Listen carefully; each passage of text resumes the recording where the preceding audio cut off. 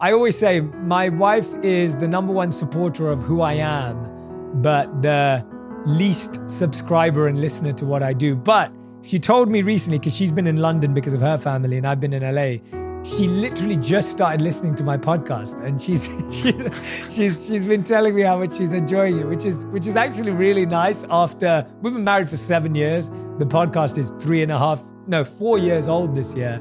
And it's funny when after 4 years she started listening to it. She's like, "This is really good. I get it now. Why people?" I'm like, "You're hilarious." It's humbling and adorable at the same time. It's beautiful. I'm so glad you brought this up because it's something people struggle with. And I want to tell you my example. I also want to tell you about a client I worked with because I've been doing so much relationship coaching over the last few years. Hence this book as well. But yeah, with my wife and I. You know, when I want to go back a bit more. When I met my wife, when we first started dating, which is nearly 10 years ago now, I didn't have a job. I didn't have any money. Actually, I was in £18,000 worth of debt because of my student loan. I was getting turned down and was turned down by about 40 companies. This is when I'm dating my wife, and she knows all of this is going on. My wife comes from a wonderful family, and she's dating a guy who has just been a monk for 3 years, doesn't have any job prospects, has no money, and is in debt, and doesn't know what to do because 40 companies have said no. And my wife chose to be with that guy.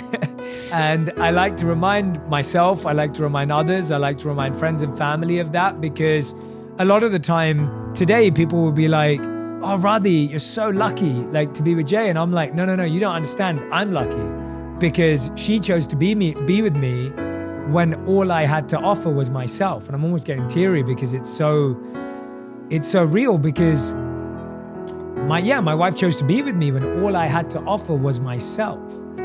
And she backed that guy. And so when I look at it now, and when I think back to that, when I first started to experience success in my career, I would almost metaphorically hold up my trophies and metaphorically hold up my achievements to her and say, "We should be celebrating this. Look what I did. Look what I achieved. Look where I got to. Like, let's celebrate how amazing I am and what I've done." And she wouldn't respond to that. Like, that wouldn't bring her alive. And often I'd sit there and I'd think, well, maybe she doesn't care about me. She doesn't love me. She's not celebrating me. She doesn't read my stuff. She doesn't listen to me. And I started to realize that I wanted my wife to love me for what I achieved when she loved me for who I was. And now when I ask you that question logically, do you want to be loved for your achievements, or do you want to be loved for your character? Which one do you want? It's so obvious. It's so glaringly obvious. But I think we want to be loved. Our ego, actually, that's what it is. Our ego wants to be loved for our achievements. But our heart wants to be loved for our characters. And when our ego overtakes our heart, the ego demands that respect and adoration, when all the heart wants is true affection for who you are. And I saw this play out with one of my clients who's a speaker and an author as well.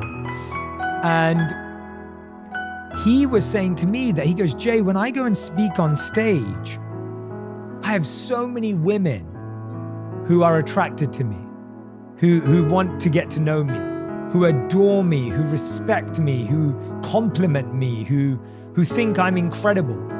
And he goes, "When I go home, my wife doesn't even care about that." And so I went through this same process with him where I was like, do you want to be loved for your performance, or do you want to be loved as a person? And I think when he sat with that, he realized that there will always be people who love his performance, but they may not love him as a person. But someone who loves you as a person, it doesn't matter whether they love your performance or not, because they're with you for the right reasons. They're with you for the deepest truths of who you are. And so to me, that was a big revelation, and it saved so much stress and anxiety that I had, because now I take pride in the fact that I'm with someone who has my back no matter what happens, whether this stays, goes away, whether I'm relevant, irrelevant, insignificant, significant. My wife doesn't care about that stuff. Isn't that love? Like, isn't that what we really want?